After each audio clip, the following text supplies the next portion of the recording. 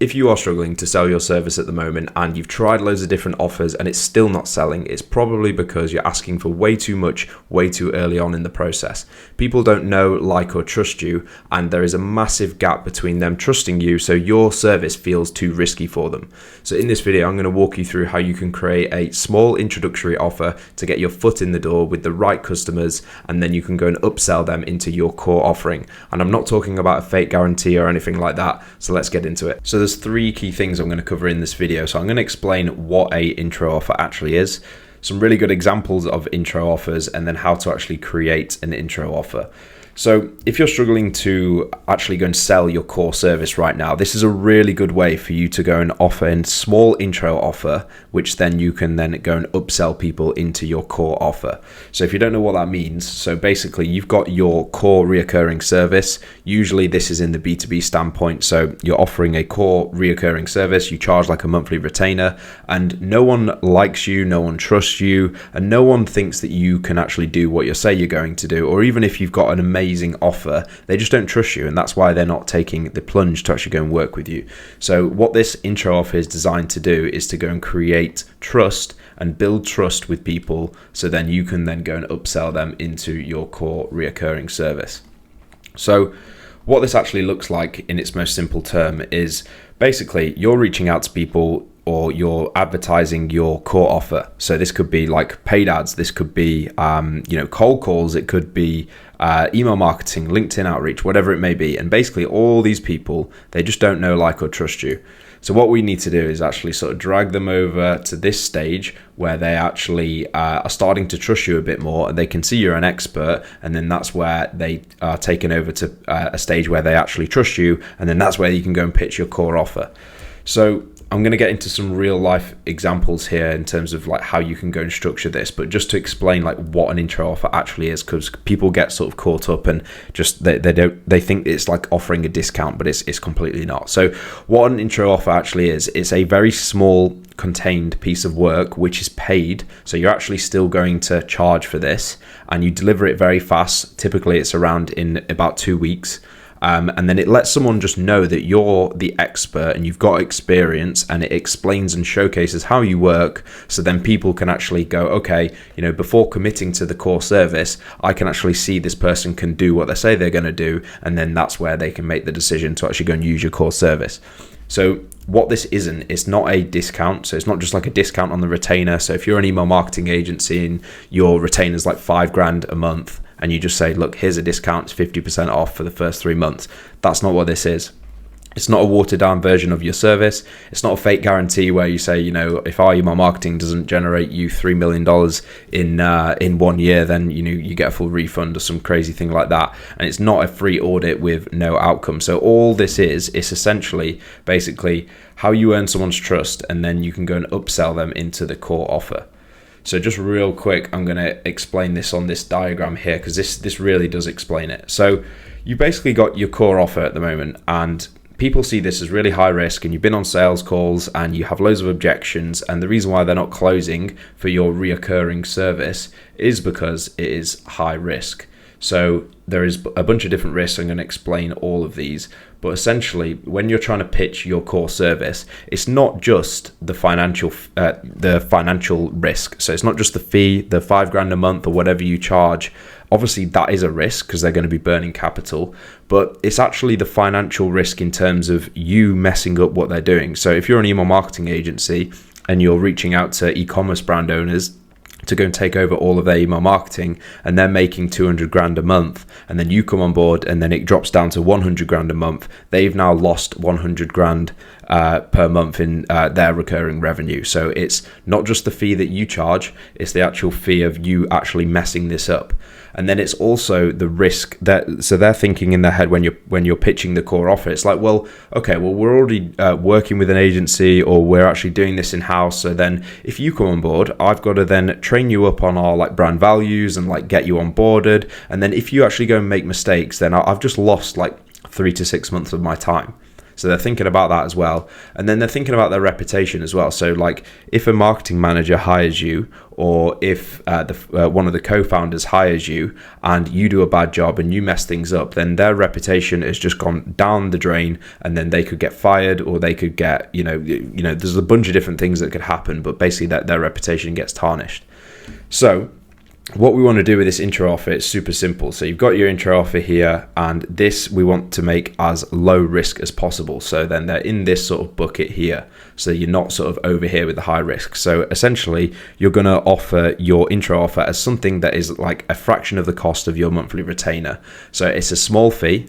And we're going to limit the risk in terms of you messing things up, because I'm going to explain how to do this, but you're basically going to do like an A/B test of what they're already doing, and then you can offer something that they can actually test against to see, okay, these guys can actually get us good results and make us some money or save us time.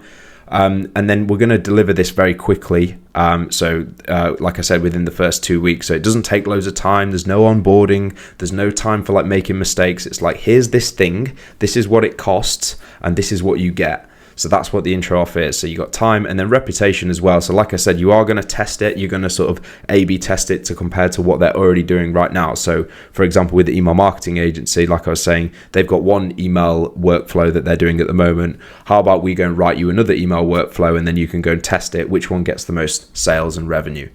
Shout out to Matthew Larson, by the way, who really does explain how to create a good intro offer. And that's where I got this sort of framework from. So a good example of an intro offer. So let's walk through, if you are a marketing agency and then you help e-commerce brand owners, so people who sell like supplements online through their website, through their Shopify website, whatever it may be.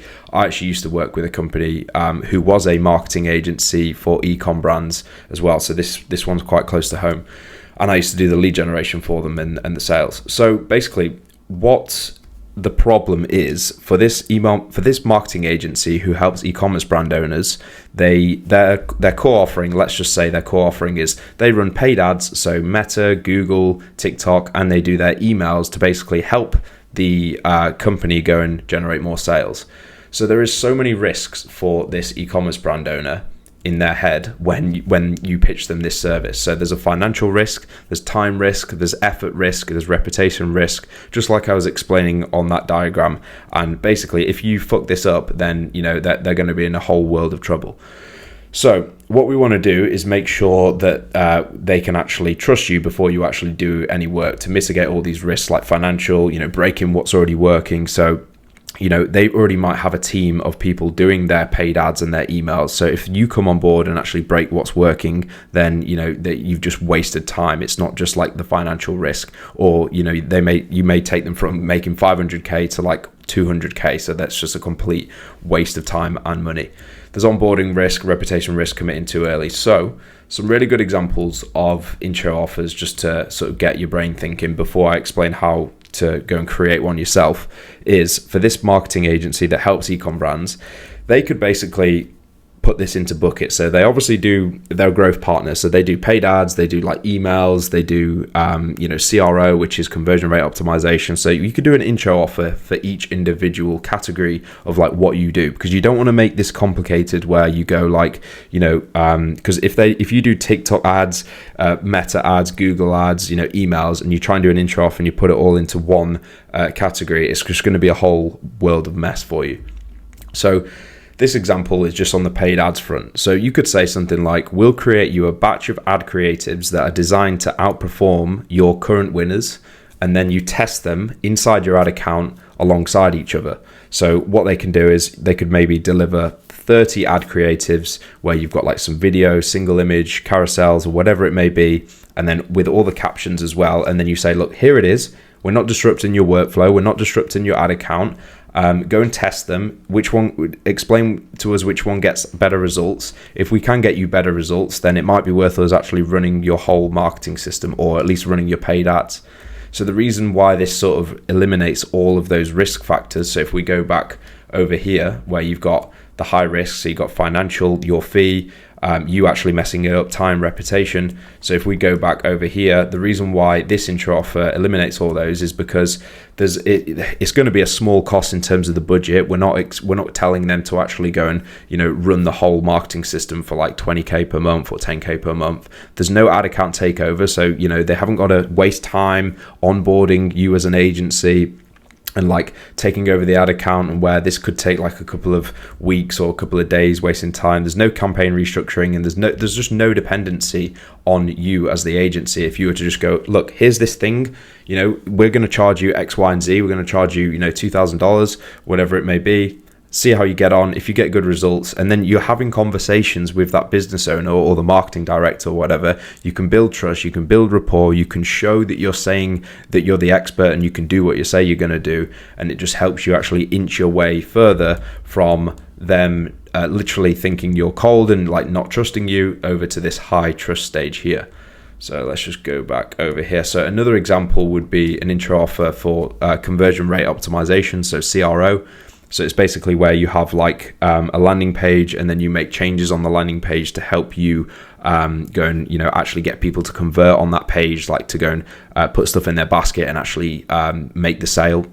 So basically you could have landing page A, which they're already running right now, and then you could create landing page B, which basically says, look, we'll build you a new landing page designed to convert better than your current page. It couldn't be more simple.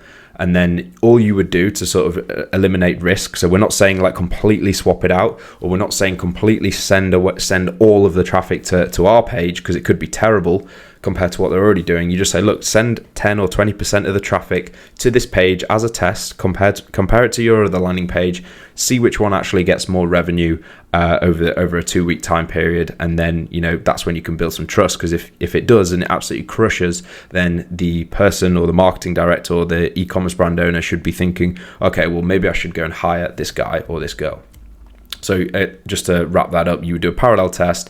It's really easy to turn on and off. If it's absolutely tanking and it's terrible, you're just going to switch it off. Like, it's one click of a button, easy. There's a clear before and after, so they can actually measure over that 2-week time period. Like if we send 10% of the traffic, this page got 5k in revenue, and this page got 7k in revenue. Perfect. Maybe we should actually go and hire them to do this, and you're not going to do it across the whole site. So the last intro offer for in regards to the email, you could basically say, so for the e-commerce brand owner, you get a lot of people adding stuff to their cart.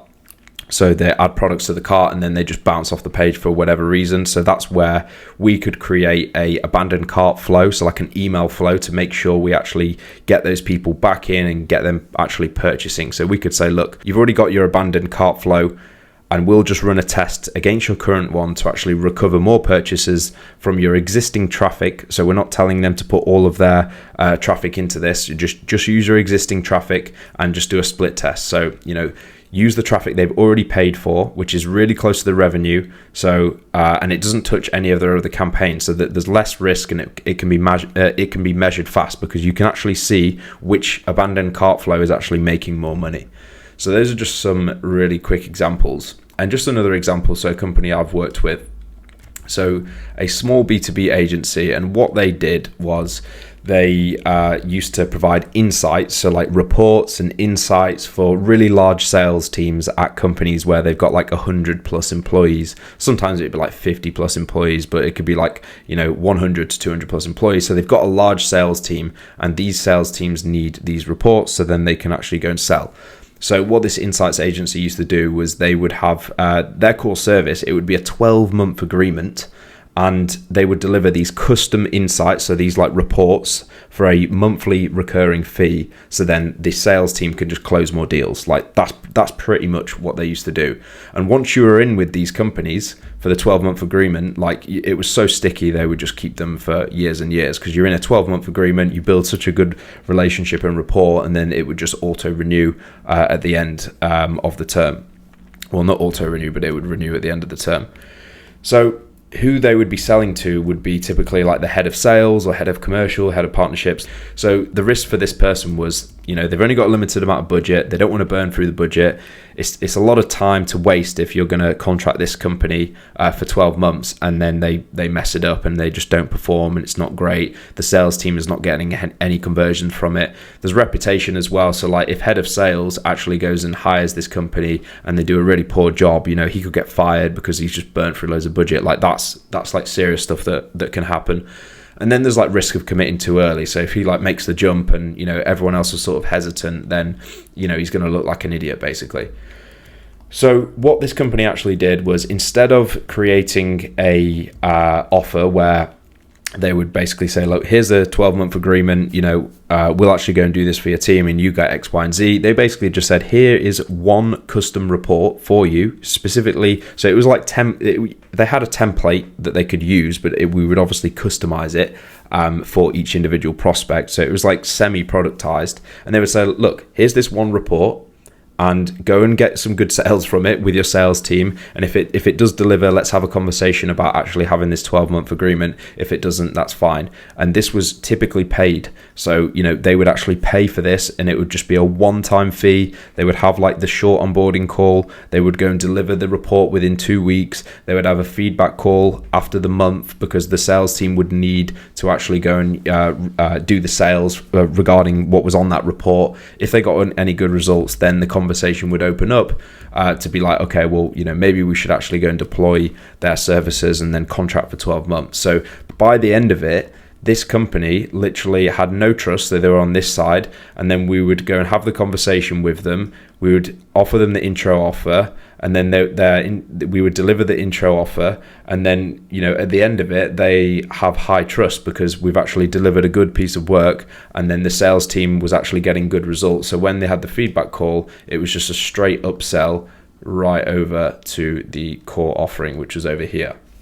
So that's how simple it can be with the intro offer. And just to break it down in terms of like how you can create your own intro offer, just going to go through a checklist without sort of repeating everything. Feel free to just pause this video at any point. So there's questions you want to ask yourself, and then just explain on the right hand side like what good actually looks like. So you just want to ask yourself like, what's one clear result that this delivers? So can you actually just explain this intro offer in the most simplest form on a sentence? So you can use it in a paid ad, you can use it in your cold outreach, you can use it in a VSL, video sales letter, you could use it in your emails, your LinkedIn outreach. Like, what is this thing that someone's getting that is going to go and deliver results? And then how does this either help the other business make money or save time? Which risks does this actually reduce? So obviously not just the cost of your service, but like, how can we actually go and eliminate all those other risks like time, reputation? You basically want to make sure that you can just operate it as a test. So you want to sort of position this as like a quick test or a quick experiment. That's how you can sort of reduce the sales resistance. So you don't sound like a salesperson, and you just position this and frame this as a test. Which parts of their business stays unchanged? So if we look at that e-commerce brand owner, they're already running paid ads, they're doing email marketing. How can we actually run a test, a split test to put alongside this to see which one performs better? And then how do we know if this has worked? So it's got to be measurable. You do an A/B test. If this doesn't work, how do they stop it? So with the email marketing example, you just turn it off. You switch off the campaign. No qualms, no questions asked. How quickly will they get results? So usually, you want to do this. You want to make sure that they can get results as quickly as possible. Otherwise, if it takes someone 6 months or a year to get results from this, they're never going to hire you to go and do your core service. So you're never going to be able to upsell them. So it needs to be like a quick win. And then can this actually be templated or systemized or productized, so you're not just doing like the dog work, doing loads of custom work? So in that example with the insights agency, they had like a structure that they would follow, and there would be one person or two people on the team to actually go and plug in what they needed to plug in to make it customized for that business. They would deliver it, and it would be a quick turnaround. And then, is the price low commitment to be meaningful? And then what does this naturally point to? So does it actually feed very nicely into your monthly recurring service? Like, is it going to show your expertise, so then you can go and then do the upsell into your core reoccurring service? So if you do want some help with your lead generation and you are struggling to go and generate more leads for your business and sell your core reoccurring service, then click the link below and you'll be able to understand how I might be able to help you. I will see you on the next one. Peace.